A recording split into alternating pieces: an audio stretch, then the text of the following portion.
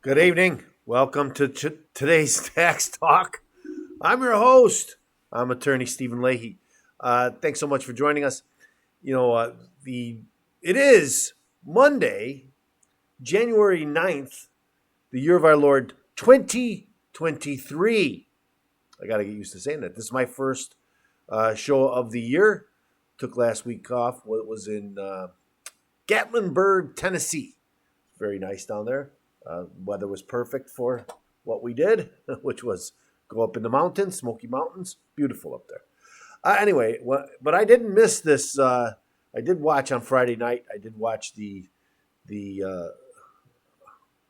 drama, for lack of a better word, there when they were electing the speaker, and I stayed up late and watched his first speech, and that's what we're going to talk about today. Today on today's Tax Talk. Won't you join us?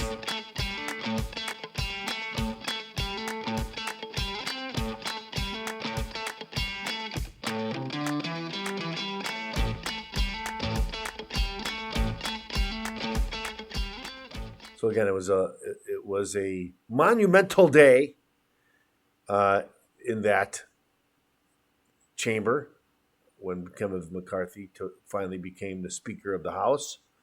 I was one that supported the detractors. I like what they did in the sense that they got concessions that I think were awesome. And the biggest concession, that's what we're going to talk about today, is that the GOP wants to shrink the IRS. And let's just play Kevin McCarthy's in his speech what I found interesting, and then we'll talk a little bit about it. Here we go. I know the night is late, but when we come back, our very first bill will repeal the funding for 87,000 new IRS.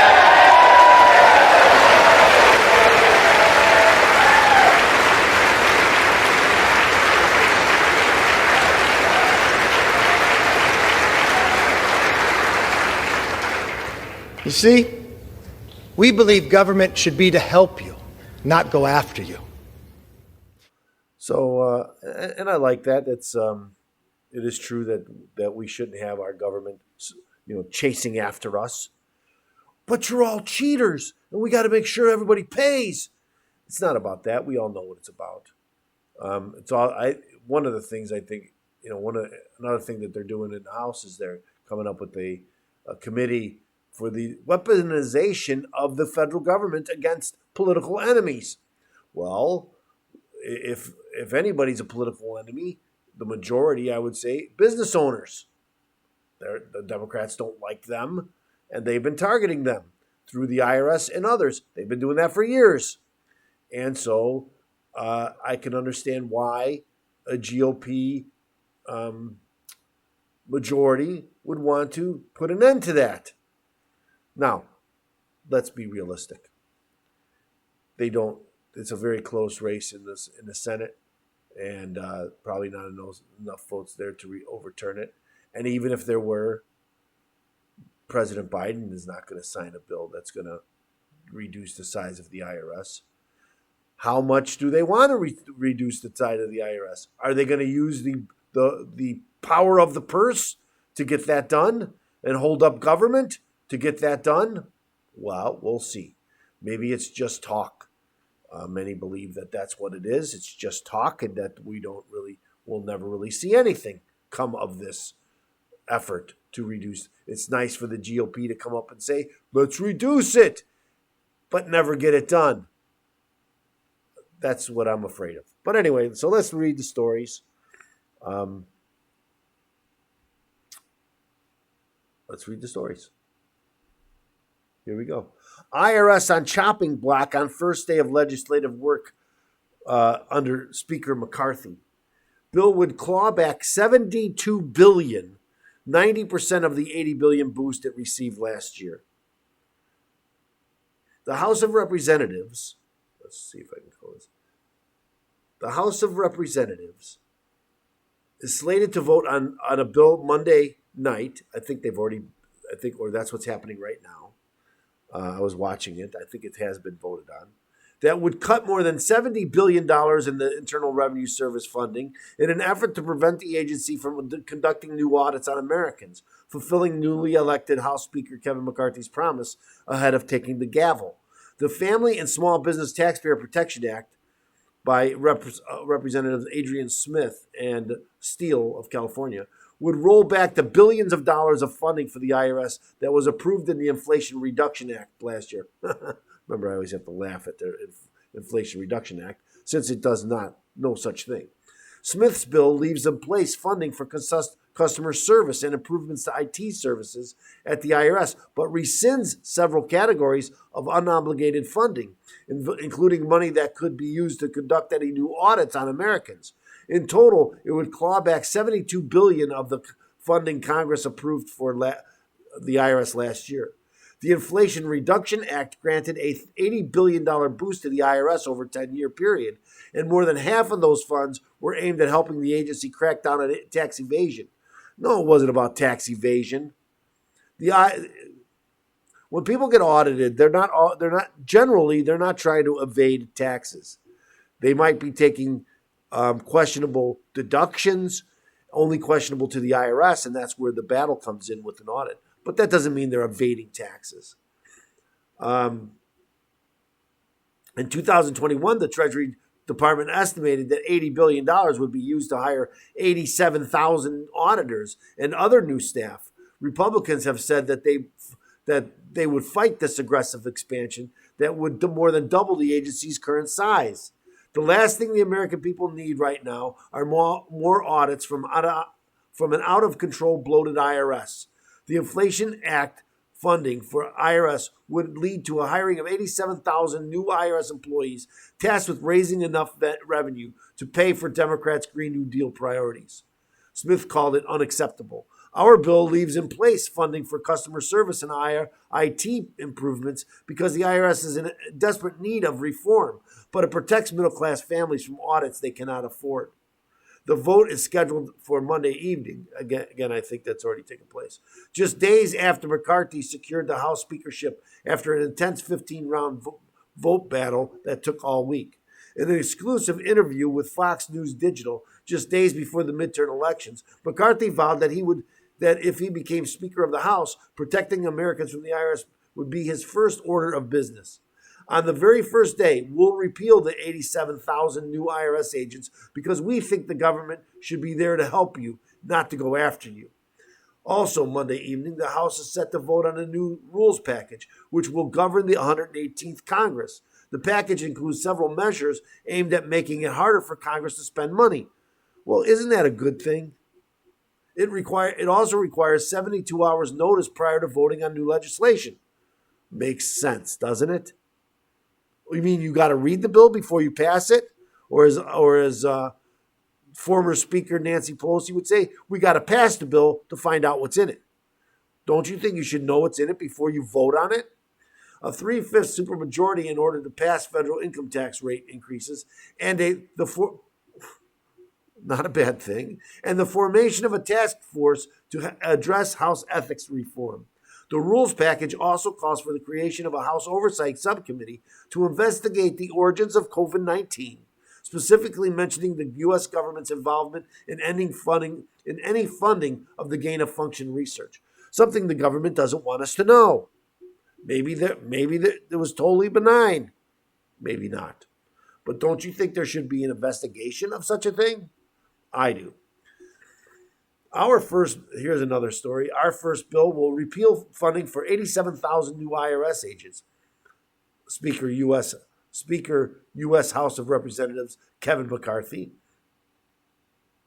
Washington, January 8th.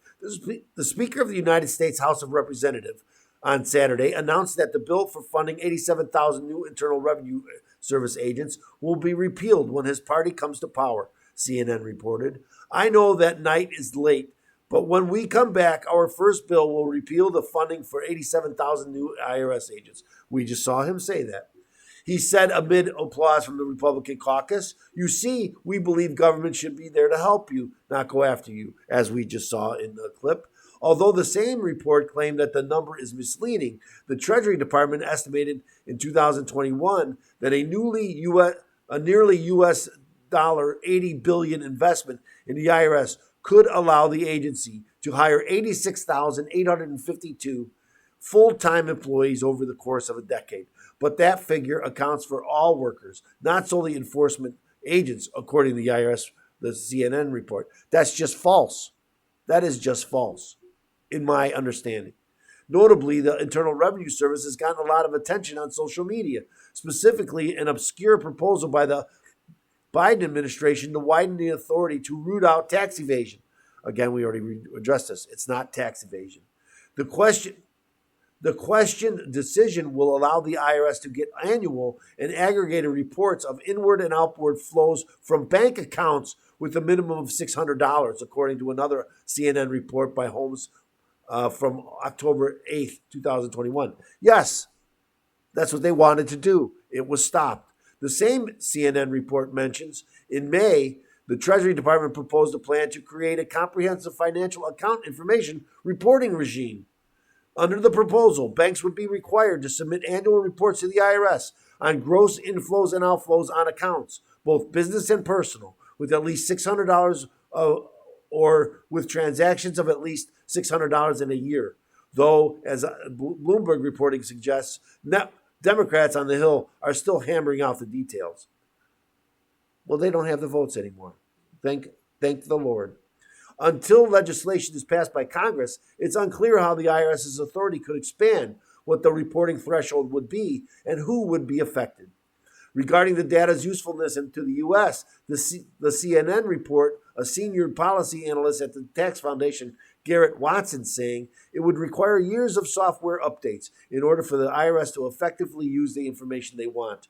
That's probably the place to prioritize first and revisiting this proposal later. Once they actually deploy the software that should make it useful. Contradicting McCarthy, the Joe Biden administration wants the IRS an additional $80 billion over that time of 10 years to increase the agency's workforce by 87,000 new employees and also invest in technological improvements over the same time.